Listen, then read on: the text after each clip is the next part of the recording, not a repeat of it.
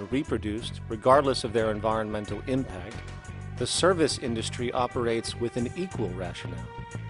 The fact is, there is no monetary benefit to resolving any problems which are currently being serviced. At the end of the day, the last thing the medical establishment really wants is the curing of diseases such as cancer, which would eliminate countless jobs and trillions in revenue.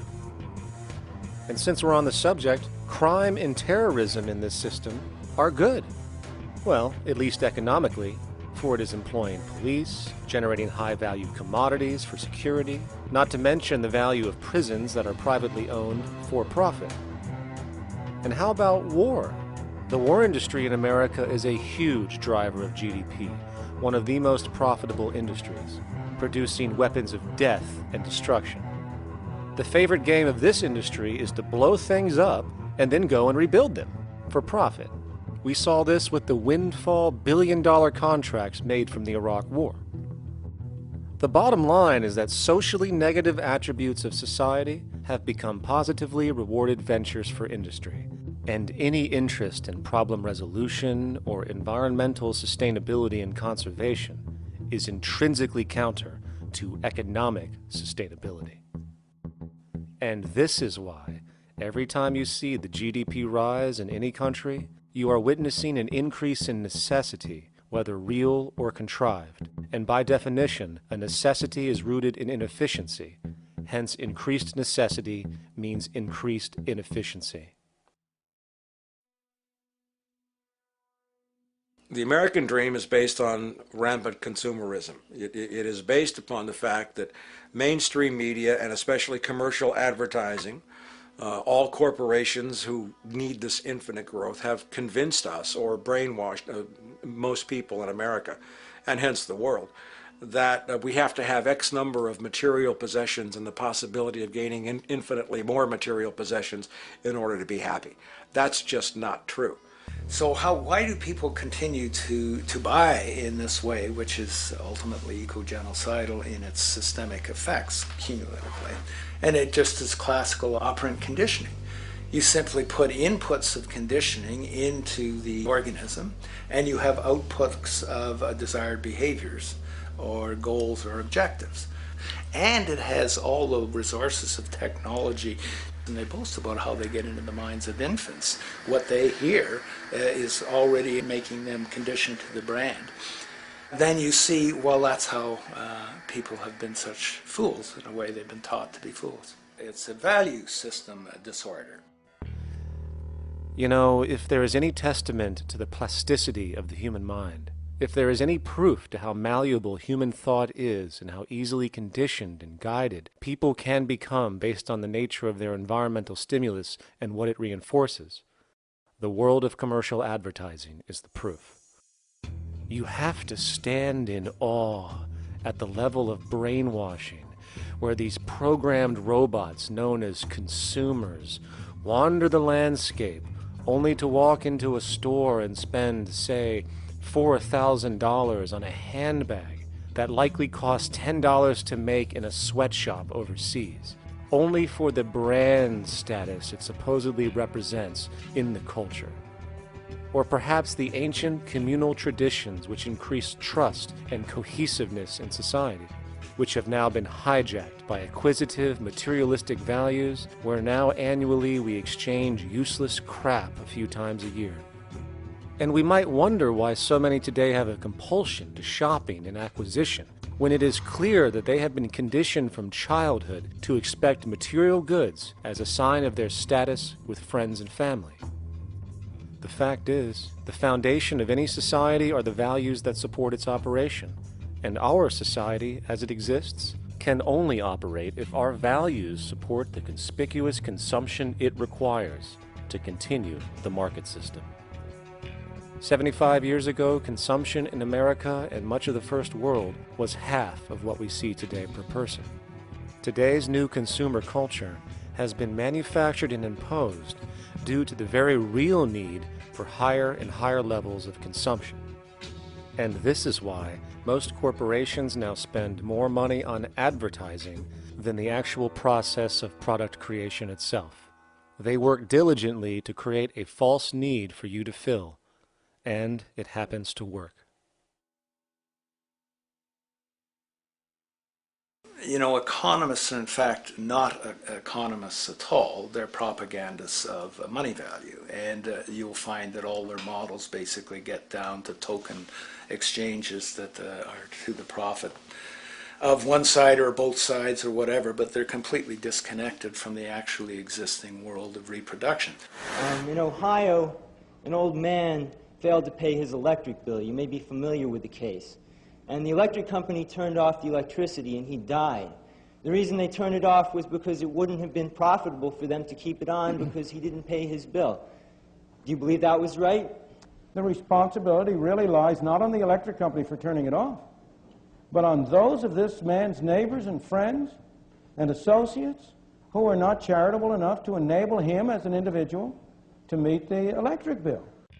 Did I hear that right? Did he just say the death of a man caused by not having money was the responsibility of other people, or in effect, charity?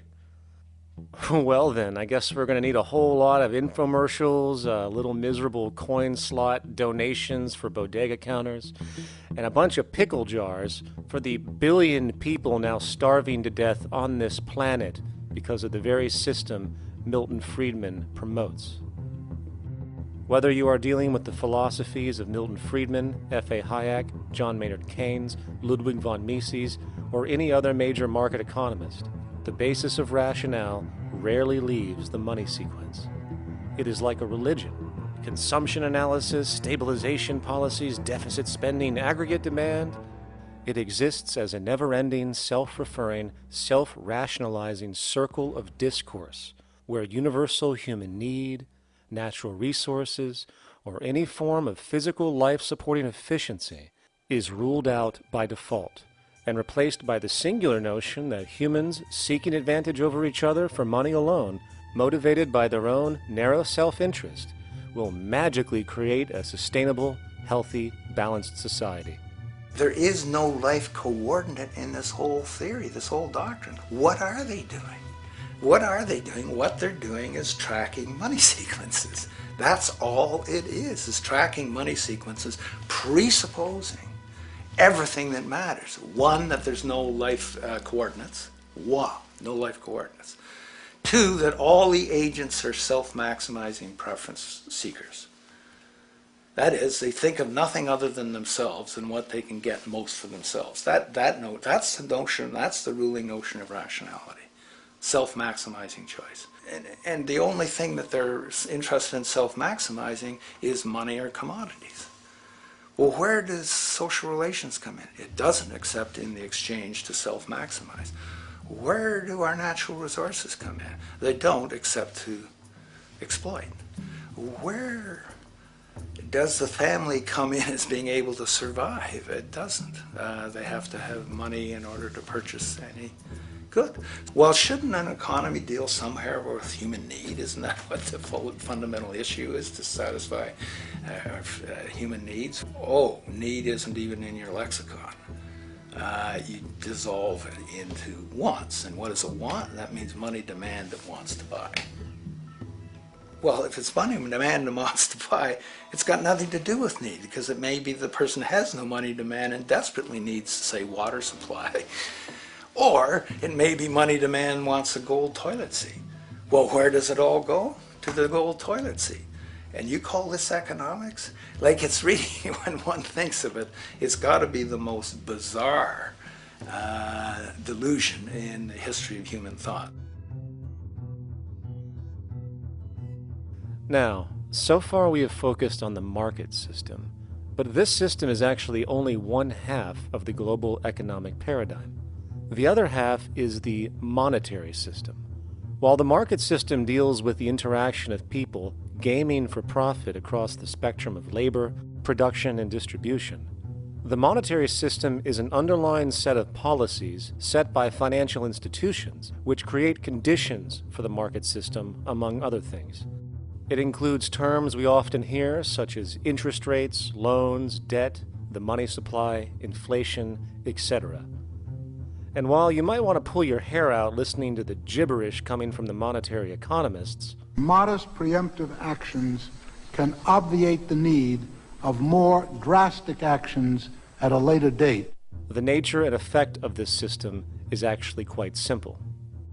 Our economy has, or the global economy has, three basic things that govern it. One is fractional reserve banking, banks printing money out of nothing.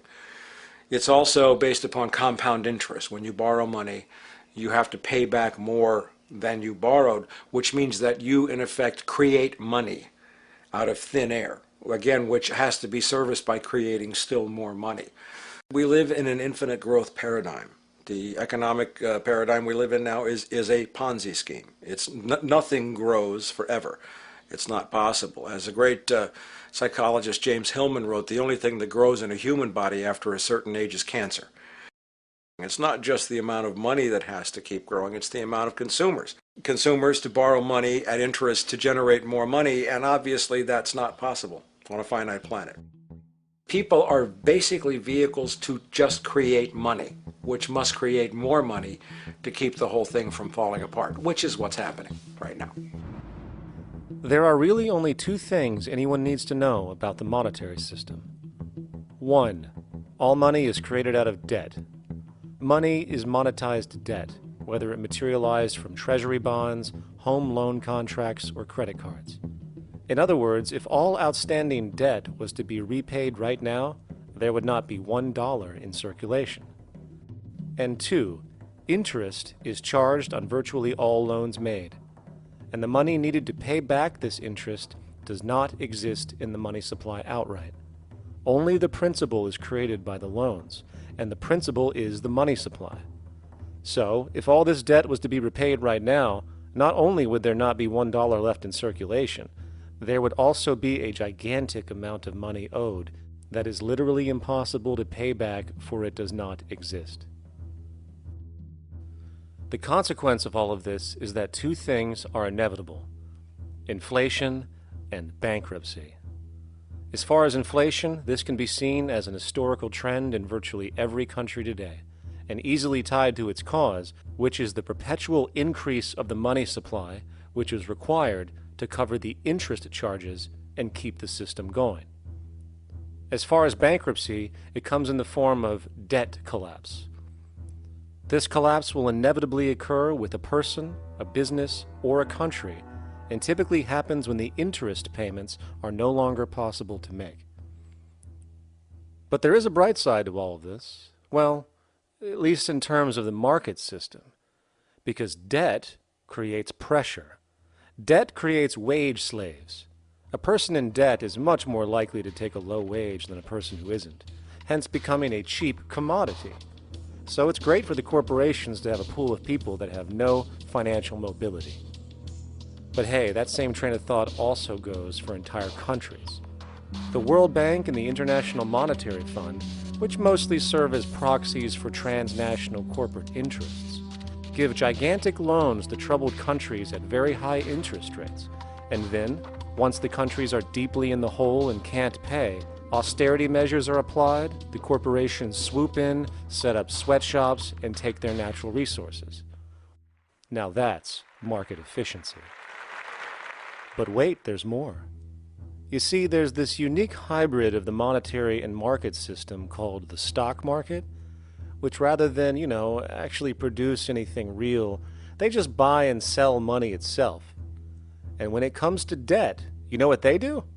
That's right, they trade it. They actually buy and sell debt for profit, from credit default swaps and collateralized debt obligations for consumer debt, to complex derivative schemes used to mask the debt of entire countries, such as the collusion of investment bank Goldman Sachs in Greece, which nearly collapsed the entire European economy. So when it comes to the stock market and Wall Street, we have an entirely new level of insanity born out of the money sequence of value. All you need to know about markets was written in an editorial in the Wall Street Journal a couple of years ago. It was called Lessons of the Brain-Damaged Investor. And in this editorial, they explain why people with slight brain damage do better as investors than people with normal brain functionality. Why? Because the slightly brain damaged person has no empathy. And that's the key.